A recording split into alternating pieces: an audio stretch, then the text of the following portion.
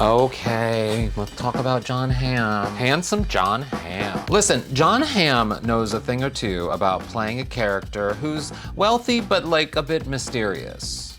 If you've seen Mad Men, you know what I'm referring to. And he's back to playing a wealthy and mysterious man in the new Apple TV series, Your Friends and Neighbors. He plays Andrew Cooper, a hedge fund manager who gets fired and then resorts to a shady life of crime in order to keep up his wealthy appearance. I mean, he's got a family. He's got, he has his $300,000 mortgage to pay. He has like expensive things like Lamborghinis and stuff. And Jon Hamm just does it so well. I mean, he wears a tux in the series. And listen, in 2025, it can be chaos. All I need is a little Jon Hamm in a tux. You know what I'm saying? But we had a great chat about the show and also how this is kind of like a modern day version of what Don Draper would probably be doing as well. Again, you have to see Mad Men to understand that reference. Which, if you haven't seen Mad Men, where have you been? And you're gonna think the same thing about Your Friends and Neighbors because it is a great show. And we bonded a little bit over both of us being from St. Louis, Missouri. We're Midwesterners, we're nice, but also weird. And I don't know many dapper Midwesterners like Jon Hamm. Jon Hamm, great Midwesterner, but listen, he's dapper. Like, I'm not gonna see him at the barbecue, you know what I'm saying? But I like Jon Hamm. Maybe he'll go to emos with me. You have to be from St. Louis to understand that. I have to say, everyone in our shared hometown, St. Louis, Missouri, that I've been speaking with about speaking with you is very excited that I'm speaking with you right now because St. Louis pride. Yes, indeed. You're the third person from Missouri and the second person from St. Louis that I've spoken to today, but indeed, go Blues, go Cardinals. Now that we got that out of the way, we're off and running. You probably get that a lot from Missourians, don't you? Because it's sure rare do. to have a celebrity. I grew up in St. Louis and I went to Mizzou, so it's kind of like I am on board with Team Midwest.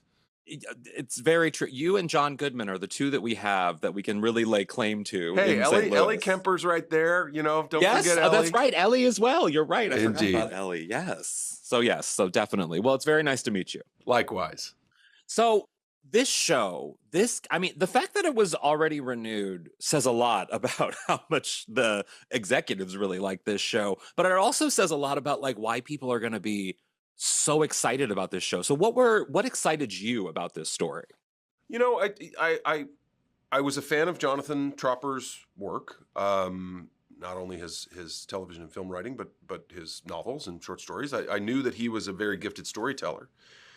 And we met, and he kind of had an idea for this world, and he thought, well, what about this kind of, he lived in Connecticut, he kind of saw this thing, and I'm from St. Louis. I knew the country club kind of set as well, and we both kind of were vibing on that for a minute, and he kind of came up with this idea of like, what if this happens, and this guy has to kind of make ends meet through this way, and as a big idea that was pretty fun and pretty compelling, but also there was kind of the room in the story to kind of make it a little deeper thematically and kind of talk about where are we right now in 2025 and in this kind of late stage capitalism and rampant materialism, and what does it really mean, and why are we measuring ourselves against other people using the metric of just who has a bigger pile of stuff, who has more, and is more always better,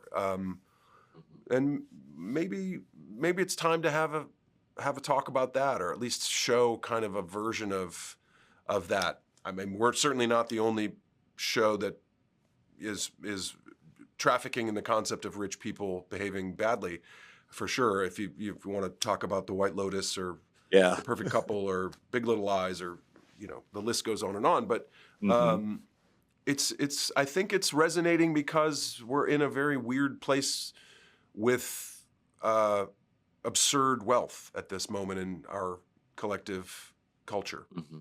Yeah, we do love watching rich people do dumb things. That is definitely like a story that goes way back. Tale as old as time, for sure. Exactly. Well, Citizen Kane. I mean, that's a great example of rich people doing dumb things. Yeah. But like the fact that I'm so glad you touched on sort of the themes of this moment, because I think that the excess, of course, but also what makes this character, I think, so relatable is that a lot of people can relate to A, losing their jobs right now, B, being afraid of losing their jobs right now, C, the tariffs, everything. So there's the economic anxiety, I think, hits every facet of demographics of Americans particularly. So I wanted to know, like, did that element of that sort of, because that really is a universal fear of losing your livelihood, and that really drives the character in a lot of ways to do crazy things, of course, but like, did that theme sort of resonate with you? Yeah, for sure. I think it's the old joke. How do you go bankrupt? Well, it happens very, very slowly and then all at once. I gotta deliver some bad news. You're fired. What? And I think that's a real concern, especially given where we are, as you mentioned, the idea of you getting in a car accident and having hospital bills and something, and all of a sudden you're out of money and you can't go to work anymore. And what happens? We've gotten away from this idea that socially we are obliged to help those of us who are needy in some way.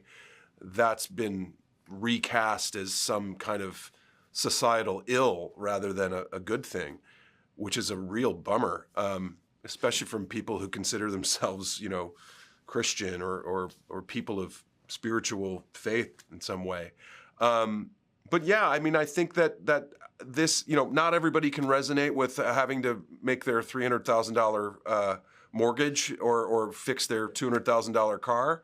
But people can certainly, other than like I said, the mathematics of scale, really, people can identify with certainly losing their job through no fault of their own, and having to improvise in a very real way. Well, and that's what makes this character so fun, is that while it is a very relatable theme of losing your livelihood, losing your job, making ends meet, we get to see a crazy dude do crazy things to maintain his richness. And you do crazy really well, which I don't know what that says, but you also do dapper really, really well. You do rich really, really well. So, like, how do you do rich so well?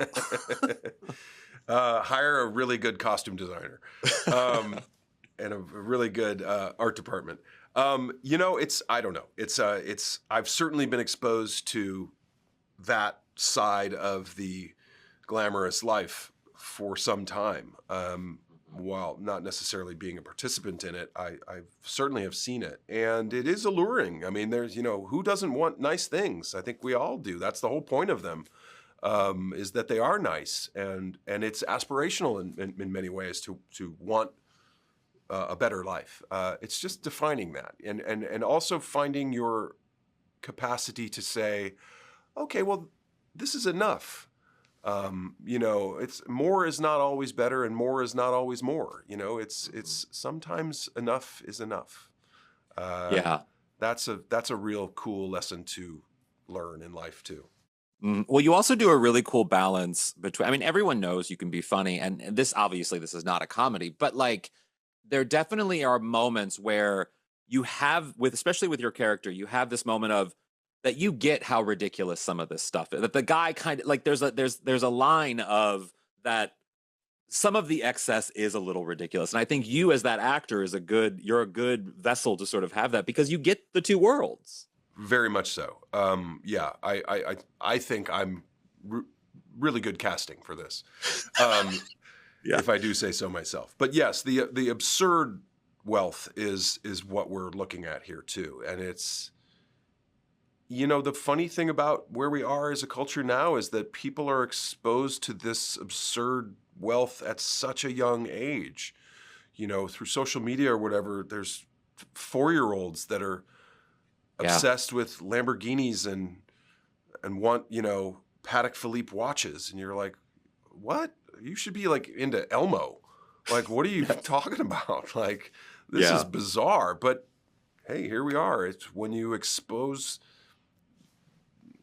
young people to that without really any context or really what it means to be able to afford something like that. They just want it viscerally, and it's disturbing for sure.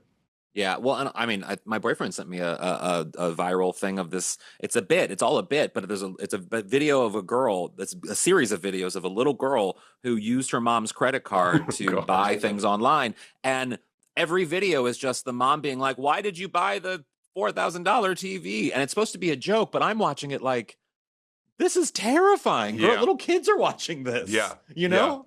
I think the irony might be a little bit lost. Yes, I think so. I don't know what it says. But also in watching this, I will say, as a fan of Mad Men, like you can't separate any character you do since that show, I think. And also in a lot of ways in watching it, I'm like, is this just Don Draper now? Like, is this Don Draper modern day? Is this what he would be doing right now? Because it feels a little bit like that. Well, you know, I've used this line before, but you know, Don Draper was responsible for selling the American dream, and Andrew Cooper's pretty much responsible for buying it. You know, so there is that kind of parallel for sure. There's an excellent documentary, should you find yourself with about 4 free hours, called The Century of Self by Adam Curtis. That's truly fascinating and really gets into the psychology of why we pursue the things we do. And it was a very conscious decision by people in the early 20th century to really market things to people as a way to feel better about themselves. Wow. I will be watching that. I You want a deep dive it, it's very good. I love that you have 4 hours free too to do that. That's well, amazing. in my previous job as a fictional advertising man, I did had some time. several deep dives into those sorts of things.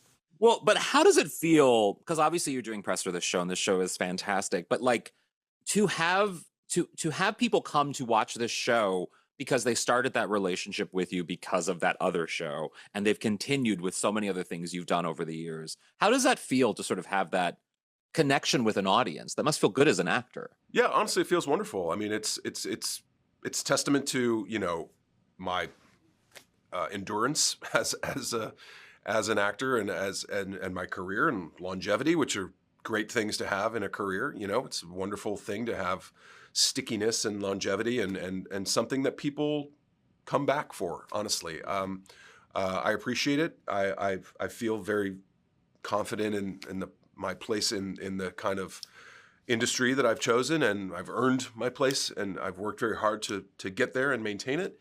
So it's nice. It's nice to have people be fans, you know. I think it says it's a wonderful compliment.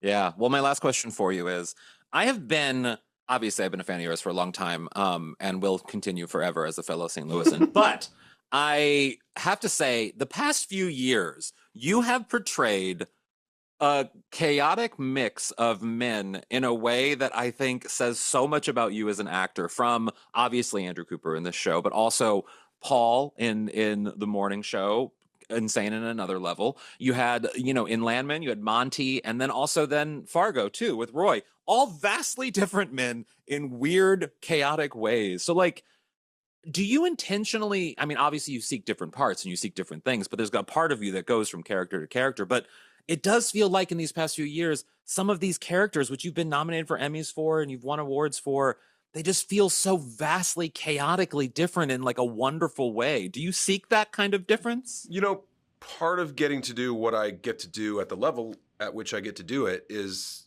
that I get to do different things. You know, if I wanted to do the same thing over and over again, there's any number of factories I could go, you know, work at. And fortunately, I have reached a place, as I mentioned, in my career where I get to pick things. I don't have to wait for people to necessarily pick me. So given the opportunity to pick, I do pick kind of, as you say, the chaotic kind of choices. And it's been tremendously rewarding, not just from the accolades and the nominations and what have you, but it's been rewarding creatively. You know, to get to work with people like Noah Hawley and Taylor Sheridan and now Jonathan and Jennifer Aniston, you know, wonderful people whose careers I've followed and looked up to and admired. To get the opportunity to work with those people is a tremendous gift. And I'm tremendously grateful, but I'm also understanding that I'm really fortunate. But I'm also at the same time understanding that I've worked very hard to get where I am, and I'm pleased that I'm able to do these things now that resonate. Definitely. Well, Jon, thanks so much for chatting with me. It's been a real great honor to meet you. Lovely to meet you as well. Thank you. Any fellow St. Louisan, you know, it goes a long way. If you're ever in St. Louis, you don't eat Emo's Pizza anymore, but if you are there, I will force you to come to Emo's Pizza. We'll do it for sure. Yeah. Great. Take care, John. Cheers. Have a good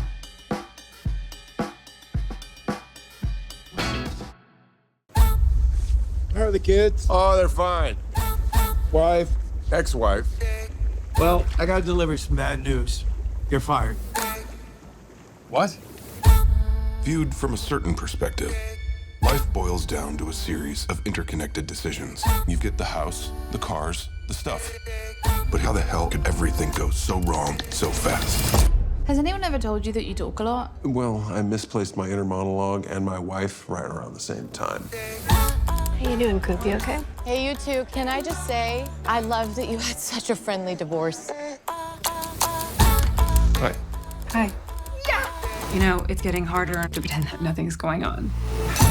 I just need to know how long I can float on what I got. 6 months. Tops. I'd been thinking. These houses have all this stuff no one would miss for a while, if ever. Rich guy loses his big job, has liquidity problems, turns to petty crime. That's not savvy, that's stupidity. Maybe it's just desperation. That's the first honest thing you've said. I'll give you 65 for it.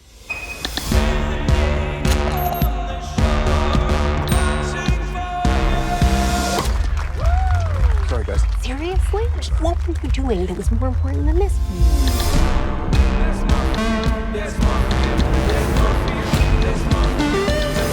For a guy with no job, we sure are busy. If you get caught, there will be penalties. I needed that money. Tell me the truth. It was your job to fight for Mom, for us. I'm in trouble. How bad?